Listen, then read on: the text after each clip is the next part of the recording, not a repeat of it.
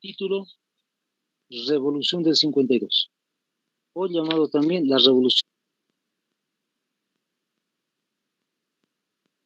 Ahí está. Vamos analizando algunas situaciones sobre este caso, compañeros.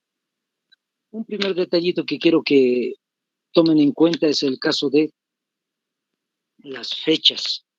Mucho ojo con las fechas ahí. Muchas veces se puede dar la pregunta de esta manera: ¿cuándo se ha desarrollado la Revolución del 52? Y ya se menciona a veces a un solo día, es decir, cuándo comenzó, cuál es el día, la fecha exacta en la cual ha comenzado todo el conflicto de la Revolución Nacional. Entonces, como están observando, es el 9 de abril del 52. No se olviden, 9 de abril del 52. Ahora, depende mucho de la pregunta, como siempre les comento, y de las respuestas que estén inscritas ahí. A veces se habla del conflicto entero de la Revolución Nacional, es decir, de los días en los cuales se ha desarrollado esa revolución, ese conflicto que se ha desarrollado entre Bolivia y el ejército boliviano y el gobierno de Bolivia. Eso van a ser 3 días. Entonces, les vuelvo a repetir, el conflicto como tal inicia el 9 de abril del 52, pero todo el suceso va a ser 3 días, 9, 10 y 11. Por eso está ahí, del 9 al 11 de abril del 52. Otro detalle que quiero que recuerden muy bien, que no está anotado ahí, pero quiero que lo tomen en cuenta.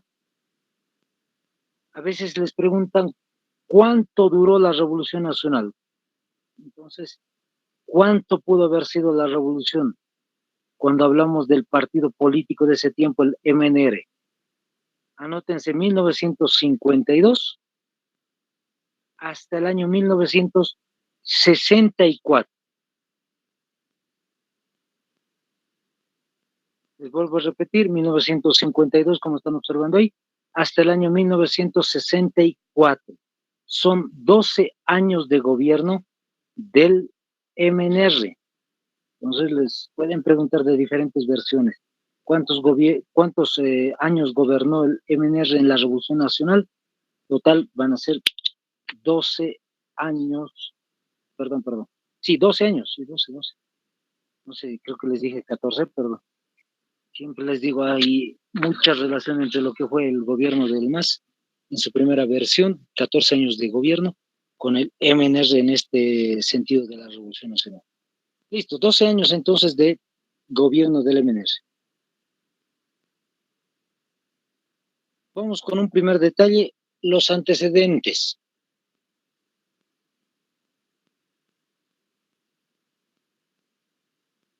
En el caso de los antecedentes, yo sé que ya le han sacado una capturita, pero les voy explicando un poco en detalle lo que sucede en este caso.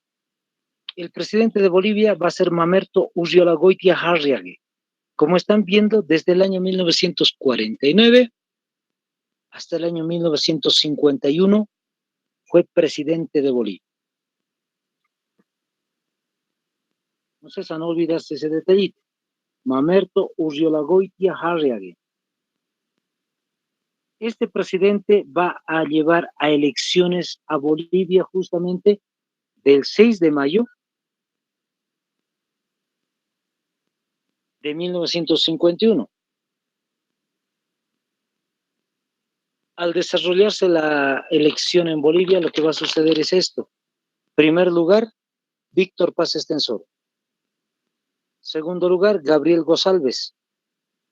Tercero, Bernardino Bilbao Rioja. Ahí está Bernardino Bilbao Rioja, el defensor de Villamontes. Fíjense, se volvió político el militar. Y otros más, Guillermo Gutiérrez, Tomás Manuel Helio, José Antonio Arce, etcétera. Hacen un total, fíjense, de votos por parte del MNR, de Víctor Paz Estenssoro, de 54.129 votos, muy por encima de los demás, en porcentajes 43%, fíjense. Entonces, y esta era la tradición de los bolivianos. Cada vez que el primer lugar llegaba hasta un punto alto, aunque no sea el 51%, siempre se respetaba el primer lugar para que llegue a ser presidente el que obtuvo ese lugar, el primer lugar. Entonces ya está dicho, por decir así, los ganadores son el MNR, están viendo justamente a su derecha de ustedes a Víctor Paz Estensoro, el que está sentado muy cómodo, como siempre me dicen ahí, y en el lado de izquierdo va a estar Hernán Siles Suazo, el vicepresidente, candidato vicepresidencial de Víctor Paz Estensoro. Anótense entonces los dos nombres, Víctor Paz Estensoro por una parte y por la otra Hernán Siles Suazo.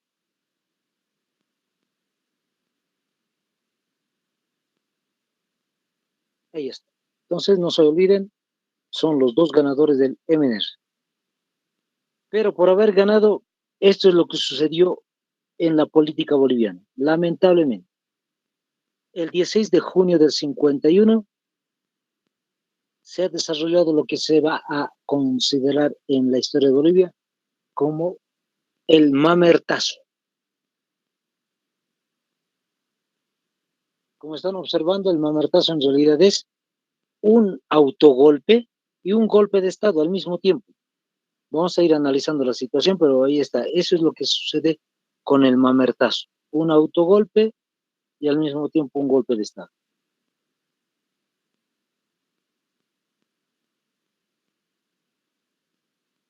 Así, les comento. Este 16 de junio se desarrolla esto que se conoce el mamertazo. Primer punto del mamertazo, van a ir tomando nota, son 5 puntos bien fáciles de entender lo que es el mamertazo. Número 1, el presidente, es decir, Mamerto Urriola, el presidente desconoce las elecciones. Desconoce las elecciones.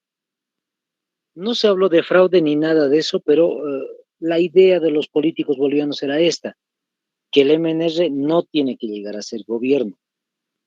Llegó a ganar las elecciones y acto seguido los políticos bolivianos, la oligarquía, es decir, las personas que tienen más dinero, ellos habían establecido de que en realidad lo que sucedió en las elecciones no está bien, que hay que organizar otro tipo de elecciones porque simplemente el MNR había ganado.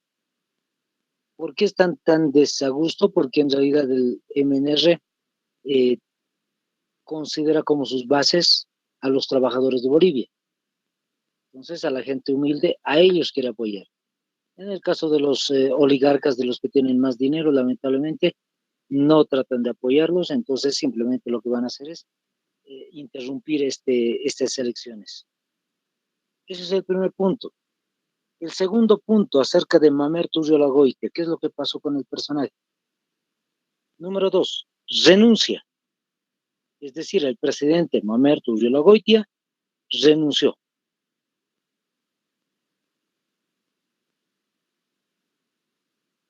¿Qué es lo que ha sucedido ahí? Y esto es lo grave. Un vacío de poder.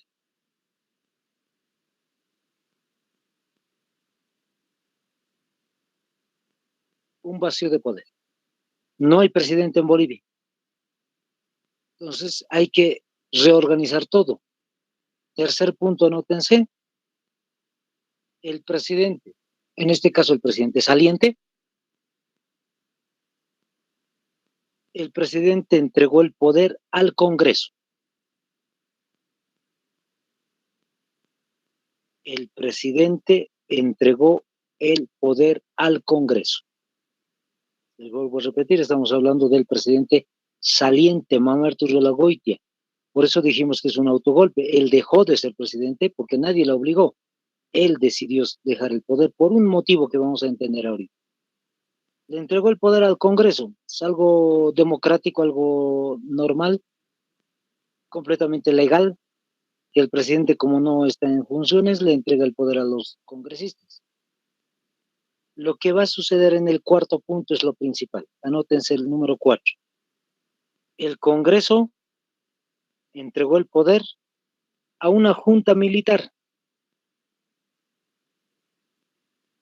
Les vuelvo a repetir, el Congreso entregó el poder a una junta militar.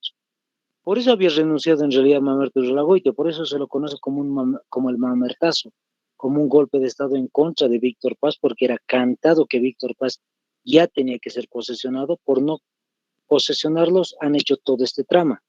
El presidente renuncia, el presidente entrega el poder al Congreso, y en el cuarto punto dijimos, el Congreso entregó el poder a una junta militar. Les vuelvo a repetir, el Congreso entregó el poder a una junta militar. Lamentablemente le entregaron el poder a los militares. ¿Qué están haciendo en el cuarto punto? Están tratando de camuflar, disimular, precisas disionizar, volverse a entregar el poder a los militares.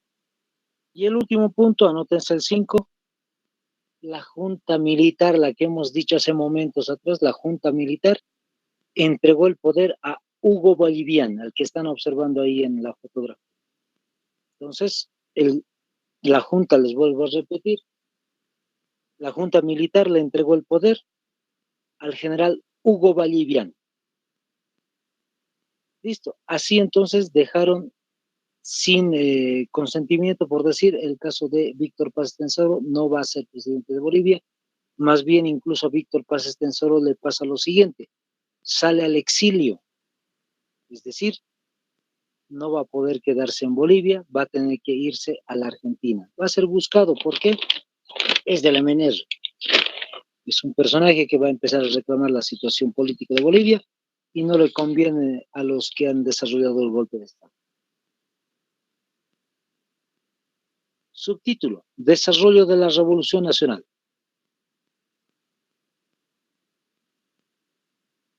En el caso del desarrollo de la Revolución Nacional, estamos observando a diferentes personajes importantes.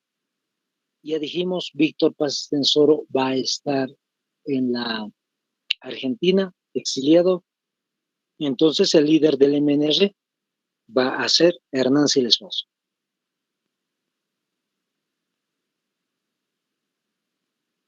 Entonces, Hernán Siles Suazo llega a ser presidente del MNR y es el que va a dirigir justamente toda la línea política para esta revolución. Ojo, les aclaro un detalle, no tendría que haber sido revolución.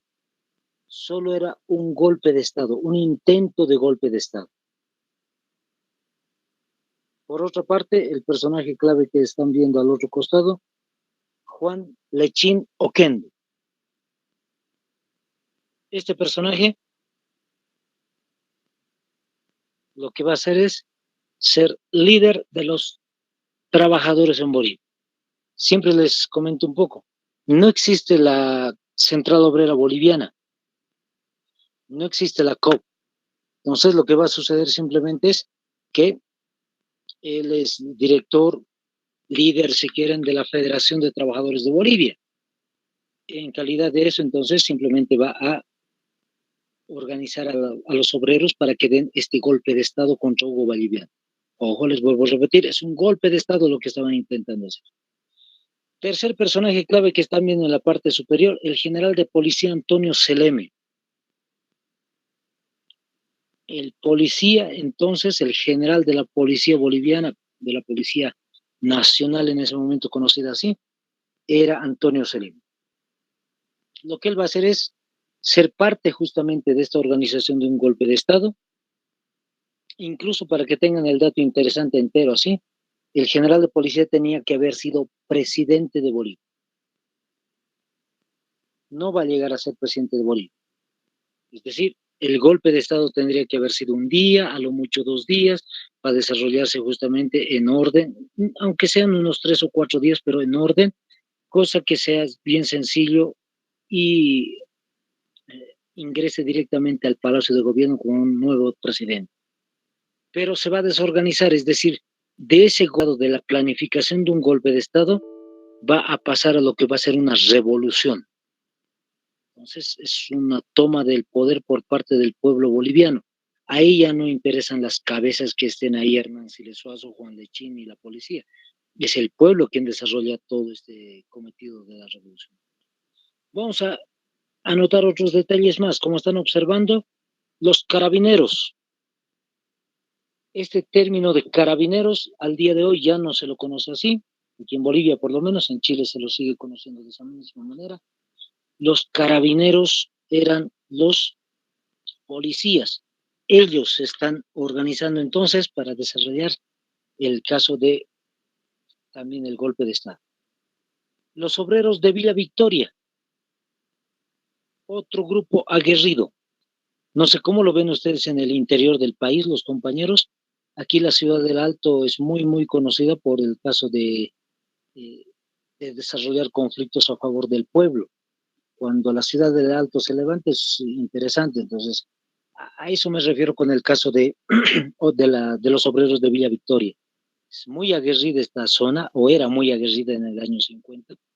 Se dice que en algún momento incluso se habían agarrado a balazos con los policías. En otro momento, no en este del 52, en otro momento antes. Entonces era conocido como Villa Victoria o Villa Balazos. Entonces, así para que vean un poco la importancia de esta zona. Otro detalle, los mineros de la mina Miyuni. Los mineros también van a acceder a desarrollar ya revolución nacional. Al inicio, como les digo, era un golpe de Estado, pero se van a ir sumando más y más personas hasta volverlo una revolución. Y el último detallito, el último personaje es Rolando Requena. En el caso de Rolando Requena, siempre les comento, no es un personaje que estaba en la planificación, no es un líder, va a ser un líder nato, es decir, que simplemente va a aparecer y va a empezar a organizar a la gente y va a empezar a liderar varios de los grupos. Espontáneo, no tendría que haber sido uno de los dirigentes. Ahora sí, anótense desarrollo de la revolución.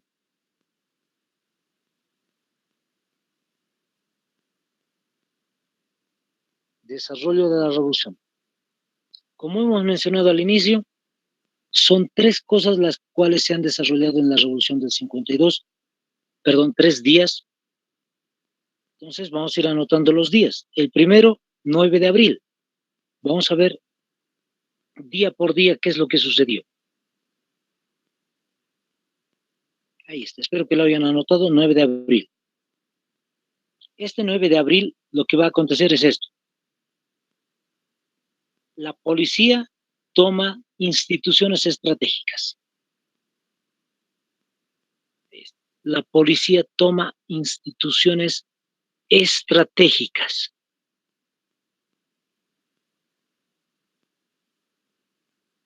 Ahora, cuando hablamos de instituciones estratégicas, ¿de qué lugar estamos hablando en realidad?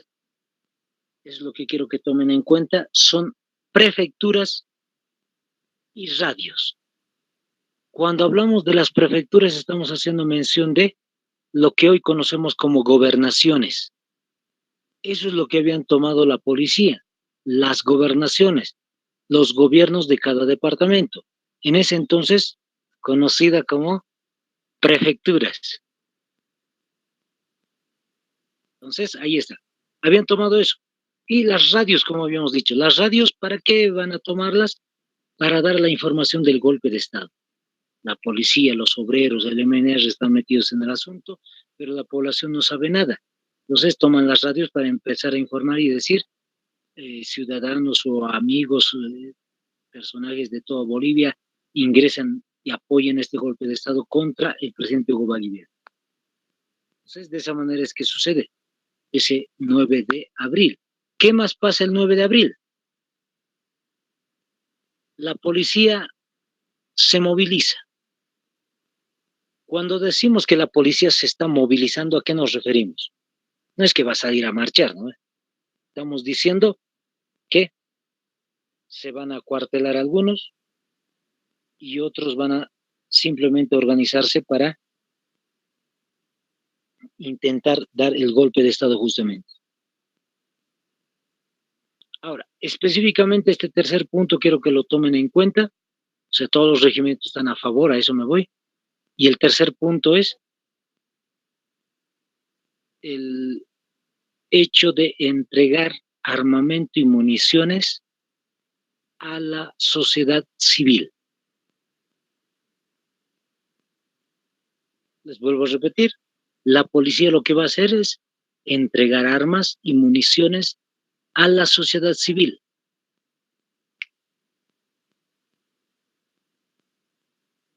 Ahí está.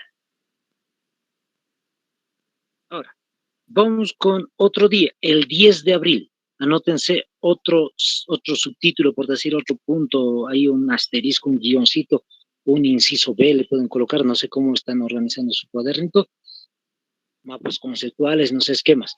Les digo, ahí está, el 10 de abril del 52. Entonces dijimos el 9 de abril. Parece que termina con esos tres sucesos que les he mencionado, pero en realidad del 9 al 10 de abril sucede esto.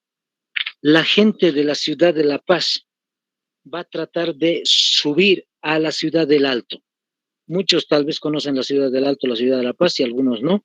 Les comento, en realidad la ciudad de La Paz está en un vallecito, es decir, en una hollada, se dice, en una parte muy baja, pero la ciudad del Alto está, justamente por eso su nombre, el Alto, está en una posición más alta, está en una meseta en realidad, y por ese motivo es que está en una parte muy alta y tienen que subir los paseños desde La Paz. Y lo que va a suceder toda la noche es esto. 7 de la noche, 8 de la noche van a tratar de ingresar los paseños a la ciudad del Alto, a la parte alta, como les digo, a la parte de arriba de la meseta, por un detallito. Quieren tomar la Fuerza Aérea. Y la Fuerza Aérea, justamente la base aérea, está acá en la ciudad del Alto. Ahora, ¿qué es lo que sucede? Lo siguiente. Los de la Fuerza Aérea, algunos militares, no todos, es lo más curioso, no todos van a estar en contra también de la gente. Está intentando subir a la ciudad del Alto, entonces las personas, la Fuerza Aérea se va a movilizar y va a atacar justamente con aviones, disparando a la población que está intentando subir a la ciudad del Alto. Por un camino, pero van a dejar de utilizar ese camino los paseños y van a intentar ingresar a la ciudad del Alto por diferentes caminos que ellos mismos en algún momento van a tratar de construirlo. Es decir, lugares en donde no se caminaba habitualmente. Toda la noche, 10, 11 de la noche, 12, 1 de la mañana, están caminando las personas buscando senderos para poder subir hasta la parte alta de La Paz.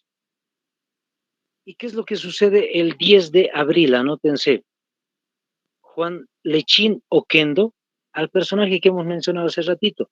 Su apellido nomás pueden colocar ahí, ¿no ve? Lechín Oquendo, o Oquendo si quieren. Este personaje, juntamente con los mineros de la mina Milluni, ese 10 de abril, ellos van a tomar el grupo aéreo de caza. Es decir, en otras palabras, la Fuerza Aérea. Les repito nuevamente, Juan Lechín Oquendo. Y los mineros de la mina Milluni tomaron el grupo aéreo de caza. Tomaron el grupo aéreo de caza. La base aérea, la fuerza aérea, si quieren ustedes, eso es lo que habían tomado. Como siempre les comento, en realidad muchos de los militares también van a estar a favor, algunos de los militares, perdón, van a estar a favor de esta toma de la base aérea, porque en realidad, para que me entiendan, ¿qué es lo que han hecho muchos de estos militares? Simplemente van a tomar los aviones, con los cuales habían disparado un día antes a la población, esos aviones van a tomarlos y van a llegar hasta lo que es el Estado Mayor, es el punto central de todo el ejército boliviano. Van a llegar hasta Miraflores, hasta la parte superior, es decir, volando en aviones, y van a dejar caer panfletos que digan algo así: viva la revolución, viva el golpe de Estado, amigo militar, únete al golpe de Estado, a la revolución, etcétera. Ese tipo de cosas es que van a utilizar los militares para lanzar panfletos a la base principal de Bolivia, el Estado Mayor. Listo. Otro detalle más, el 10 de abril, ¿cómo es que termina ese 10 de abril? Van a asaltar un retén de la policía. Anótense. Asaltan un retén de la policía.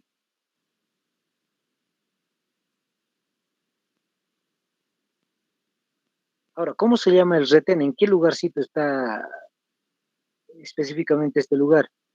La zona se llama así, anótense, Garita de Lima. Garita de Lima. Otra vez les repito, Garita de Lima. Entonces, la población ha asaltado este retén. Fíjense, la población estaba trabajando con la policía. La policía había dado armamento, hemos mencionado, ahí está la fotografía. Estaba dando armamento y munición a la población. Pero ¿qué es lo que sucede? Se desorganiza todo y la población ahora es la que ha tomado las riendas del asunto. Ya no son los dirigentes, como les decía. Ahora son la población la que va a empezar a desarrollar los asaltos a los retenes, en este caso a este retén, y empieza a sacar más armamento y más munición. Así terminó el 10 de abril, con el asalto al retén de la Garita de Lima. Y la población va a tener más armamento. Vamos al caso del 11 de abril. 11 de abril del 52. 11 de abril del 52. El último día, ¿qué es lo que va a pasar? Juan Lechino Kendo, otra vez el personaje, otra vez el mismo que hemos mencionado hace momentos atrás, Juan Lechino Kendo y Rolando Requena, tomaron el cuartel de Miraflores, tomaron el gran cuartel de Miraflores. Lo que hemos dicho hace momentitos atrás, tomaron el Estado Mayor, lo que hoy conocemos como el Estado Mayor en Miraflores, aquí en La Paz. No es una toma específica, es decir, no es que van a ingresar hasta el interior. En realidad lo que va a suceder es que el ejército boliviano se va a rendir.